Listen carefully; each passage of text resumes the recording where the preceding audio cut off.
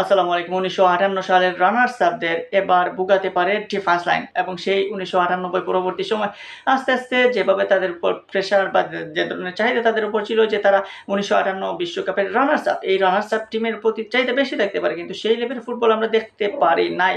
So ১৯৫৮ সালের এই runners up Sweden এবার এসেছে ২৬ এ বিশ্বকাপ খেলতে এবং এই বিশ্বকাপে তাদের জন্য সবচেয়ে মারাত্মক এবং ক্ষতিগ্রস্ত দিক হচ্ছে এই ডিফেন্স লাইন। লাস্ট 2022 বিশ্বকাপেও তারা ছিল বিশ্বকাপের বাইরে, সুযোগ পায় নাই। অবশেষে ২২ এর পর আসলো ২৬ এ তারা বিশ্বকাপ খেলার সুযোগ এবং তারা এবার যথেষ্ট পরিমাণে স্ট্রং টিম নিয়েই এসেছে বিশ্বকাপে খেলতে। কিন্তু তার মধ্যেও তো কিছুটা রয়ে গেছে ভোগানোর মতো জিনিস এবং সেই ভোগান্তির অন্যতম কারণটা হচ্ছে ডিফেন্স লাইন। ডিফেন্স লাইনে তাদের যাদের উপর ভরসা করার মতো সেই ডিফেন্স লাইনটাকে আসলে বিশ্বকাপে পারবে প্রতিপক্ষকে কাঁপিয়ে দিতে, নাড়িয়ে দিতে?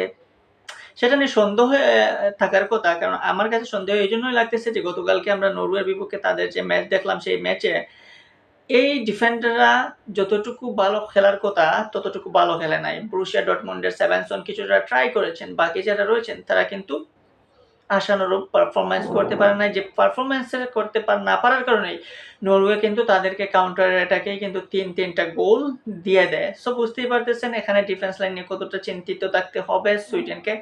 আবার সুইডেনের মিডফিল্ড যদি দেখেন, মিডফিল্ড দারুণ ভারসাম্যপূর্ণ মিডফিল্ড। কালকেও তারা তাদের মিডফিল্ড অনেক ট্রাই করেছে কন্ট্রোল করার জন্য এবং স্ট্রাইকিং প্রান্তে দেখলাম যে তারা সেটা গোল বের করে আনার চেষ্টা করছে কিন্তু সেখানে নরওয়ের ফুটবলারদেরকে কৃতিত্ব দিতে হবে। নরওয়ের ডিফেন্স লাইন অত্যন্ত ভালো খেলেছে। নরওয়ে তারা প্রতিরোধ করতে সক্ষম হয়েছে এবং সেই প্রতিরোধ করার সক্ষমতার কারণে শেষ পর্যন্ত ৩-১ এর ব্যবধানেই ম্যাচটা শেষ হয় এবং সেখানে একটা গোল যে দেন তিনি হচ্ছেন আলেকজান্ডার ইসাক। যে ইসাককে আমরা লিভারপুলের হয়ে মাঠ মাতাতে দেখি। এই ইসাককে শেষ পর্যন্ত সেকেন্ড হাফে সুইডেনের কোচ মাঠে নামান এবং সেকেন্ড হাফে ইসাক মাঠে নামার কারণেই কিন্তু একটা গোল দিতে পারে সুইডেন।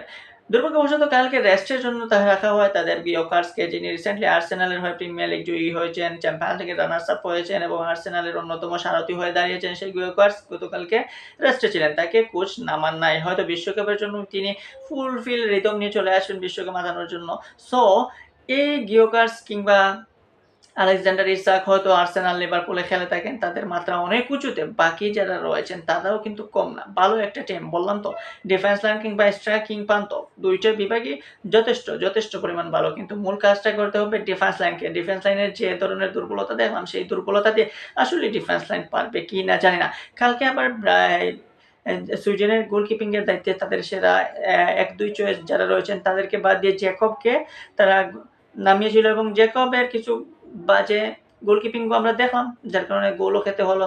সো হয়তো জ্যাকব মোল পড়বে, বিশ্বকাপে খেলবেন না প্লেইং এক্সাইয়ে, কিন্তু বাকি যারা ডিফেন্স লাইন নিয়ে আবারও ভাবতে হচ্ছে। এই ১৯৯৮ সালের রানার্স আপরা সেই ২০১৮ বিশ্বকাপ খেললো, ২২ খেলতে পারে নাই, ২৬ খেলতে পারে নাই, আবার ১৮-র আগে তার ১৪ খেলতে পারে নাই, ১০ও খেলতে পারে নাই।